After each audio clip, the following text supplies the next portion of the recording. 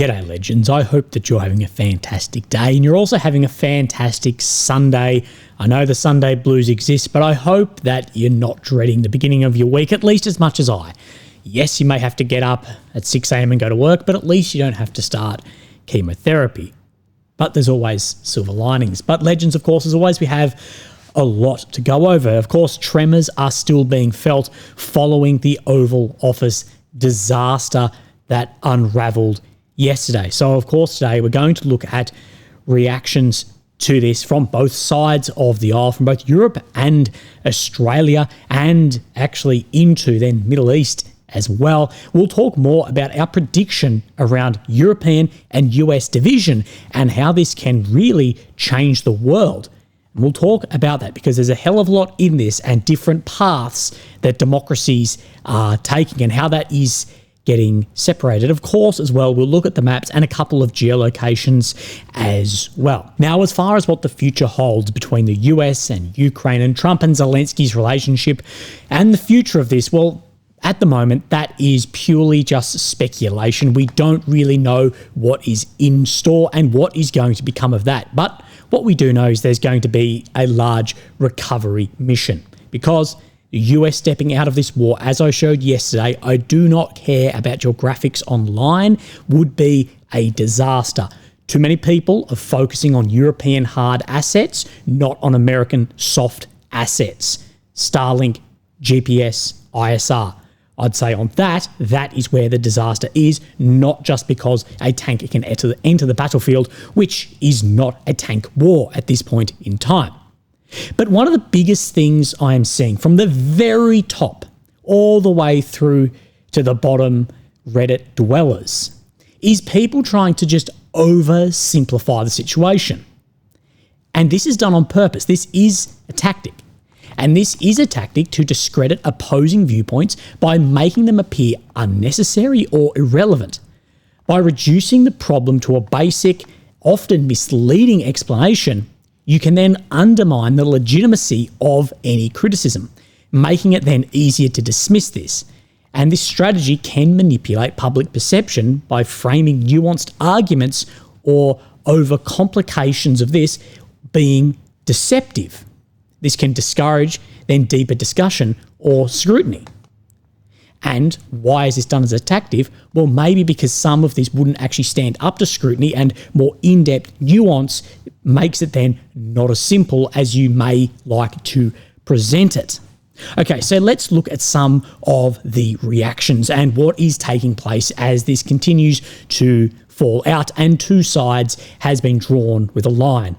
The American, Hungarian, Slovakian, more traditionalist conservative side and the more progressive side of the remainder of the EU. And we see this, of course, even taken into account of private companies like this one here, which has then Norwegian base and there's rejected US submarines to be filled up. Now, these were nuclear submarines, I believe, so they're not there to fill up, but more the statement that we will not fill up any American craft. Now, since this has actually been deleted, but I'm sorry to this company, this Haldbach Bunkers, the damage is already done.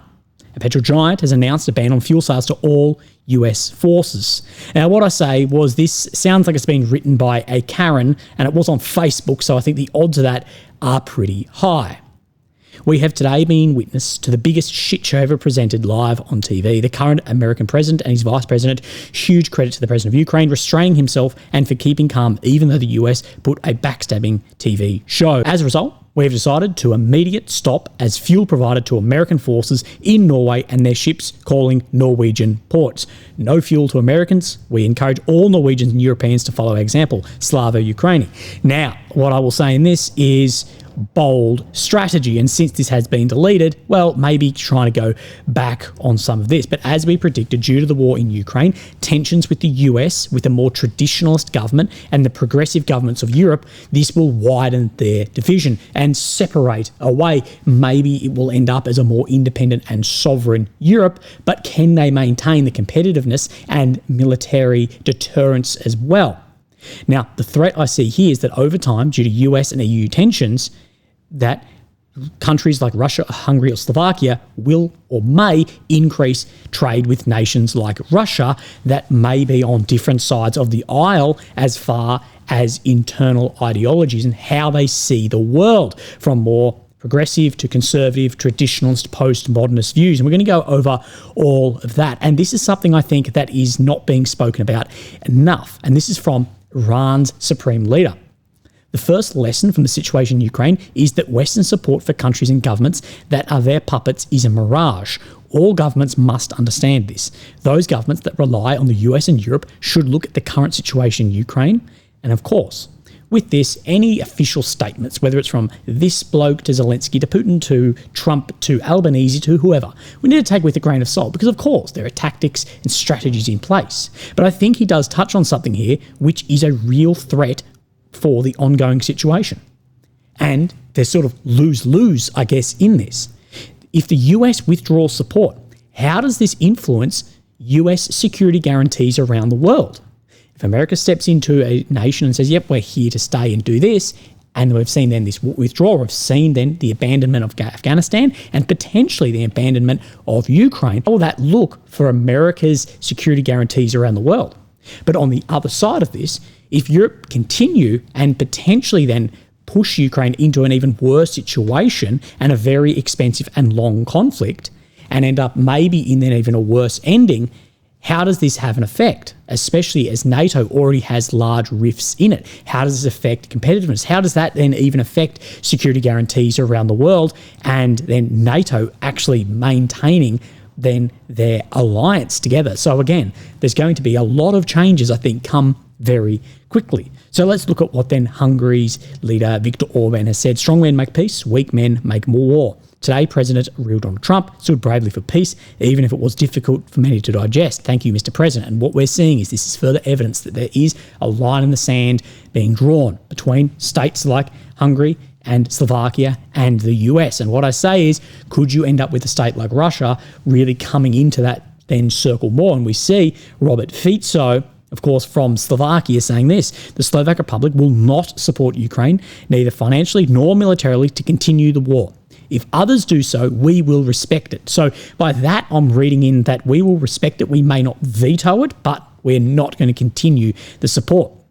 Slovakia has reservations to the unrealistic strategy of peace through force, which is supposed to serve only as a reason to continue the war in Ukraine. Slovakia, to end the EU summit on Thursday the 6th, proposes, among other things, the necessity of an immediate ceasefire, regardless of the moment of reaching the final peace agreement, which President Zelensky and a large part of the EU member states reject. Of course, a ceasefire before then the actual agreement for peace is made. The Slovak Republic demands that at the end there should be an explicit demand to reopen transit of gas through Ukraine to the Slovak Republic and Western Europe, saying about the problems that this has made. This is Russian gas, which it pays, by which it finances Russian military supplies. It is not possible to ensure Europe's competitiveness if supplies of Russian gas through Ukraine are not renewed. And this, again, is a double-edged sword, as he's touched on. Well, it finances Russian military supplies, but it's a lot cheaper than other alternatives for our competitiveness. On the other side, you've got then American LNG, which is more expensive but doesn't finance the war. So it's a very double-edged sword, a real seesaw of power balance going on. Number 5. If it will not be respected at the summit, that there are other opinions that continuing the war, the European Council may not be able to agree on conclusions about Ukraine on Thursday. Number 6, Slovakia respects the need to increase Europe's defence capability. And I think everyone agrees that Europe needs to be more sovereign and independent on their own capability and not reliant on energy from somewhere else and military security from somewhere else. But unlike a lot would like to say, this isn't 6 months away. This may be a decade, if possible at all, with the growing military strengths around the world, especially to Europe's east, when you're talking then China and then Russia growing in their military capacity as well, and predicted over the next decades too.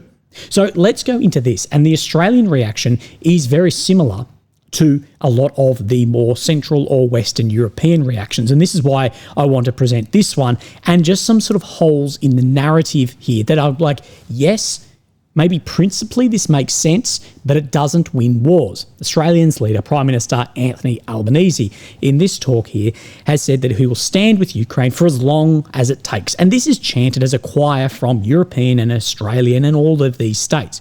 But my question here is, as long as what takes? What actually then is your goal here? Because it is shifting and those goalposts are moving, and I don't think anyone knows exactly what you mean now. The initial strategic defeat of Russia, well, it was announced that it had been defeated, but that was the goal, the strategic defeat of Russia, and that Ukraine would win due to Russia losing. Now that has been abandoned and isn't spoken about. So now it's changed to a just and fair peace.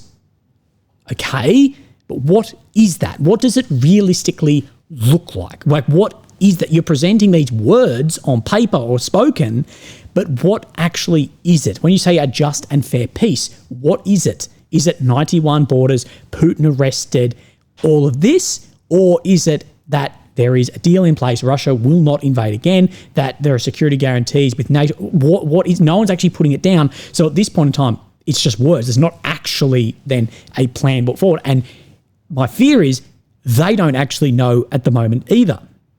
And this is the as long as it takes, whatever it takes, this rhetoric is bullshit. These leaders are full of shit. If they were telling the truth about this, if they were like, this is our policy, then why should Zelensky and Ukraine have to constantly beg for more equipment or not get that equipment that was promised, then delivered? It seems like you've had limitations. If you say whatever it takes, as long as it takes, but then Zelensky's saying, well, half of it hasn't arrived and you're not willing to give more of it, well, then obviously you're not all the way there. You still have then your left and right of arc. Now, in this interview, it seems that Anthony Albanese, is more interested in maintaining the rule of law in Ukraine, even if that means abandoning a century-old relationship with the United States. Of course, this is going to affect, if it goes that way, a lot of our projects, especially our US submarine project through AUKUS at the moment. It could really be under threat. And in this, asked about the relationship, he really does sort of filibuster around. But no, we support the rule of law in Ukraine, but is more sort of saying that we support that more than the current administration in the US. I'm not saying that's right or wrong, but what I'm saying is, well, it's going to have very, very large effects. If our relationship with the US really falls apart, it's the primary thing holding China back from Australia. Now, what I will say is these leaders, they still do not understand Russia's war, Russia's invasion, Russia's conflict. They don't understand even the most simplistic aspects of it, so therefore they're fighting the wrong war. He states in this, and this is many European leaders, he states Russia's imperialistic ambition in Ukraine and other European Union states. Now, firstly, I believe this is incorrect. There is no imperialistic ambition ever stated for further European NATO states because Russia know that is not possible, at least without the US. But the imperialistic ambition through even into the west of Ukraine is going to be incredibly tough, if not impossible, and Russia learnt that, well, the Soviets learnt that in Afghanistan, trying to occupy an area where the people do not want to be shifted. And what I'm saying in this is, no, you numpty, what Russia's ambition is here, that may on the surface look like imperialism, is that Russia wants to prevent Ukraine's NATO entry by any means necessary. And there's a few options in this. Either meetings, deals, or treaties that Ukraine would never join NATO, or the other way, which presents, I guess, as imperialism, because it does then involve occupation of areas and massive losses, but isn't traditional imperialism, is then to do this militarily. And to do that militarily, what you have to do is attrit the Ukrainian forces to such a point, both in the military and then the influence of emigration of people leaving the country, you attrit it to such a point that that entry will never be possible. And with the EU saying that Ukraine is on an irreversible path to NATO membership, then Russia has gone, well, we need to attrit it down in such a high cost that then it will just be impossible for entry. But this is where I'm saying that there's this divide. Russia has launched a war to stop entry into NATO. Ukraine is launching a war to try and recover then border territories. There's two different wars in this, that Ukraine is fighting a battle for territory while Russia is fighting a battle for policy. policy being NATO. Therefore, this is where there can be wins and losses more easily on the battlefield.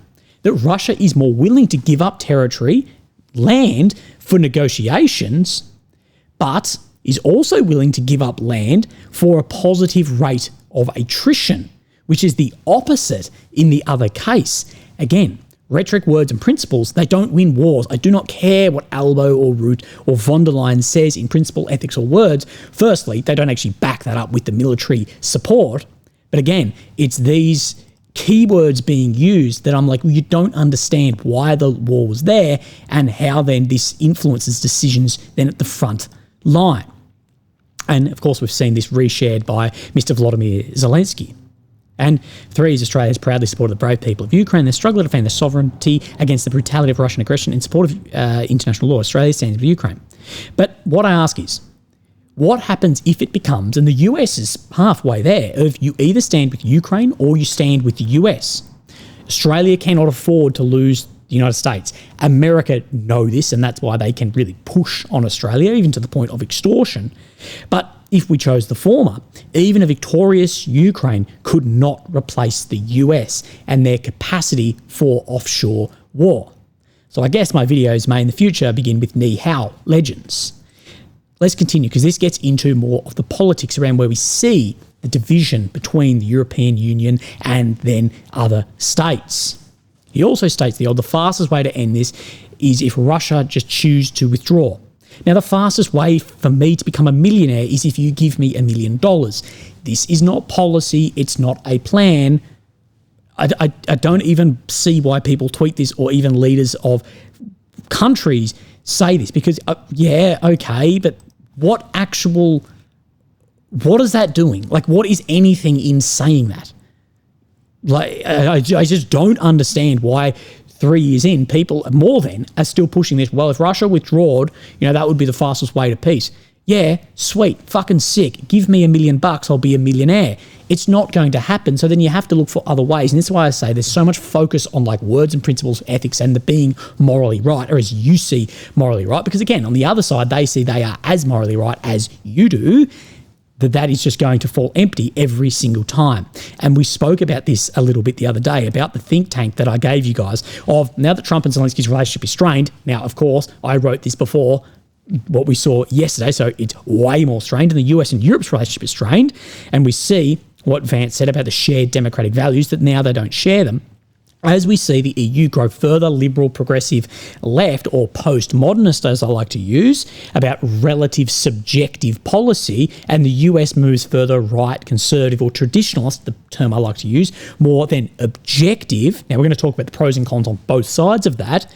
Could we see this divide actually then bring different countries into different orbits? Of course, we see Putin say that Russia is a bastion of traditional values away from the satanic West. And what I asked at the time is, on current trajectories, do you think that America is more likely in 10 years to form more relationships and bonds and trades with Europe on that trajectory, or potentially with Russia? And of course, this makes a whole bunch of problems. Now, I do not care about people on Twitter and Telegram saying that one side of the aisle is America, China, and Russia, and the other side is Europe, Australia, and Japan, because I'm sorry to tell you, but if that was actual military alliances, yeah, we're not going to do fucking very well at that, Mr. Jake Bro. I'm sorry, it's not going to occur just from an industrial base or even just from a population base. It was often said that we don't have enough bullets in Australia to fight off then the hordes of Chinese if they were to actually land on a beach. But I want to go over this divide more. And Europe and America, they both practice democracy. But the way they practice, I believe, is growing apart. Of course, they practice democracy. We see very undemocratic processes take place. And one of the biggest examples I see in both domestic and foreign politics is the truth and reality, the subjective versus objective truths.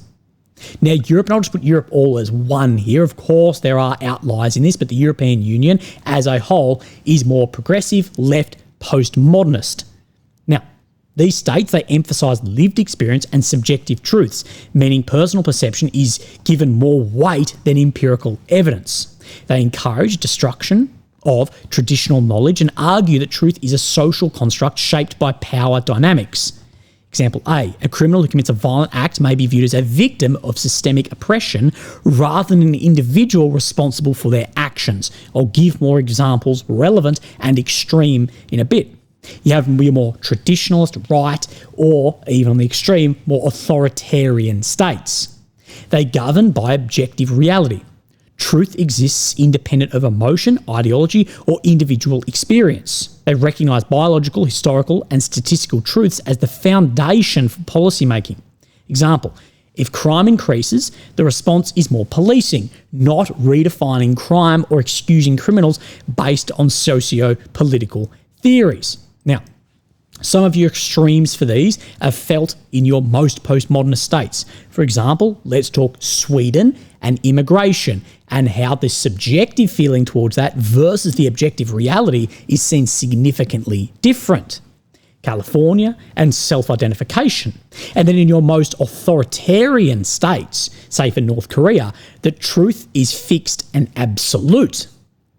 But in extreme cases, this can then be, like North Korea, manipulated for national cohesion or control.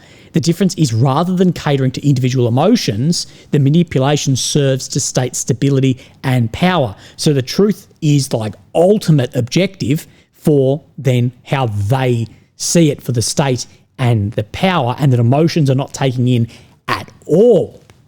Now, the contrast on this is that these are not linear across a spectrum. It's not that the furthest right is away from the furthest left. It's not this. It is much closer than this. It's curved in a horseshoe. This is a horseshoe theory. That the subjective has become authoritarian through what I call total democracy, and the total objective has become weaponized without human differences or emotions. And these two, at your most authoritarianism and your largest liberal, has actually become far, far closer. And as we see that Europe, I believe, is becoming more authoritarian by trying to be more free in a way and more in touch with people, that what we see unfolding in, of course, a country like Romania or many other examples, or in the UK. If you don't know what I mean by total democracy, this is what I think we see unfolding in Europe especially, is this fight of authoritarianism. So we are fighting Russia, but what we need to use is we need to use authoritarianism to fight authoritarianism, where it's a paradox where those opposing oppressive rule end up using similar methods of control. I think this is exactly what we have seen, and especially Romania is just the most recent example of this. Governments restricting free speech to protect democracy, banning opposition parties in the name of fighting extremism, or imposing strict measures that limits rights under the guise of maintaining order. Can true freedom be defined by limiting it? And I think we're seeing a lot of that, and that's where I get at this like horseshoe that we see. And then this is what I'm coining as Willie's theory of utopia. Any state, religion, cult, or group that believes in a utopia, no matter how moral or humane it appears, will inevitably justify and commit heinous acts to secure its place in that promised future. I'll give some examples here. Marxist utopia, Nazis through a racial utopia, religious extremists, that atrocities are justified in the pursuit of their sacred mission, or even down to a less extreme example, but still a very relevant example, is these sane, just, moral people wishing the death of a democratically elected leader of Trump, especially in his lead-up when he got shot by, a centimetre going through his head, and the amount of people going, if only it was a centimetre to the right. And what I'm saying is, well, you believe then in this utopia, and you are willing to justify any means to get to this. But of course, this goes both ways. And like I've said, normal, sane, ethical people will justify horrible acts as long as the ends justifies the means. And what I would step back and say is, well, there is no utopia, so I don't have a mean to justify. And the solution to this, now I'm sounding like a cult leader, is that we need to accept that we're in a constant state of flux and searching. We balance objective truths with subjective feelings to then realign or align ourselves with how we perform as a society. But we need to know that there is no grand ending, not somewhere that we reach, but we're on a constant state of improvement. And this is where I say in all of this, I think that you can look at all the sides here and go, there's a lot of belief in utopia, therefore people will justify any means to bring to that end. And in the most extreme example to relate to this war, that these leaders, they will happily hoist up the fucking sails and take the ship down the path of war to the death of every Ukrainian for their utopian vision of what they expect to happen.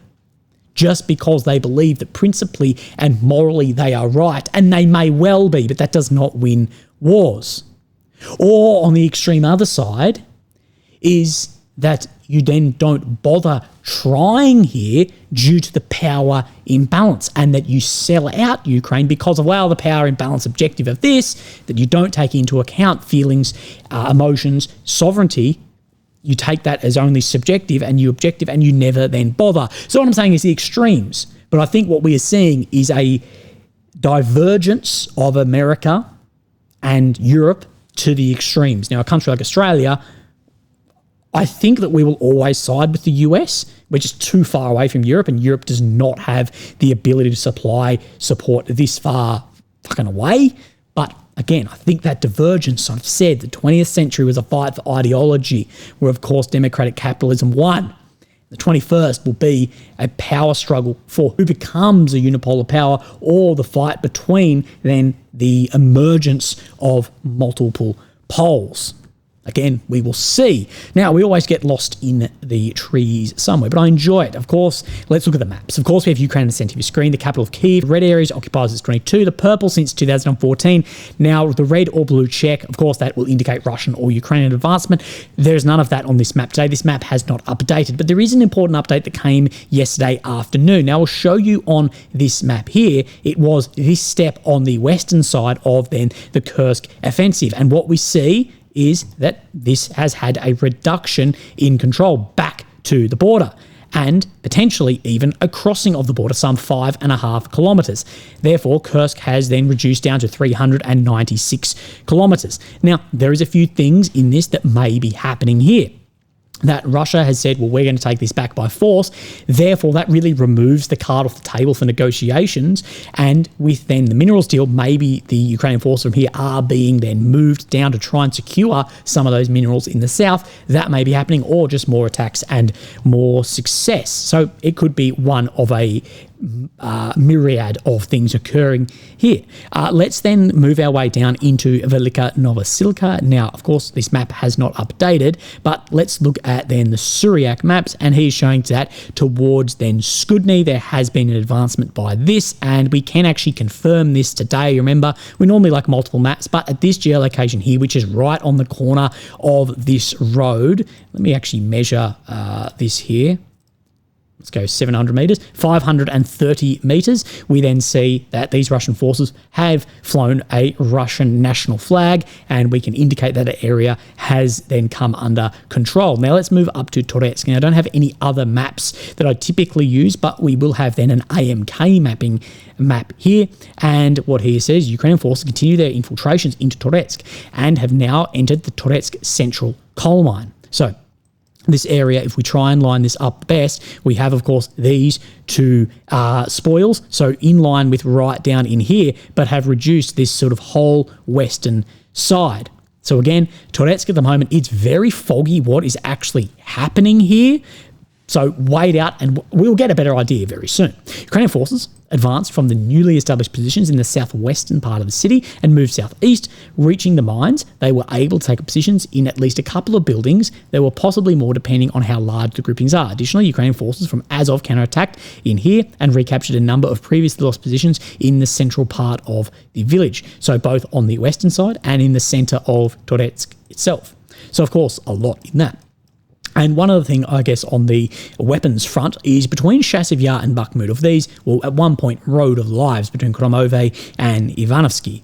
Road of Life or Road of Death, depending, I guess, how you want to report it, but is then this. And what we see is Russian forces driving down here, and the entirety of the road, they have made anti-drone nets hoisted on what look like telegraph poles the whole way down. And again, it is a simple solution that I think we'll see pop up on battlefields everywhere due to drones are not going anywhere. Fibre optics have made electronic warfare useless, and the offensive capability will always stay ahead of the defensive capability, or always does in that regard. So we will see. Legends, I hope that you have a fantastic day, and I'll speak to you tomorrow. Thank you. Bye-bye.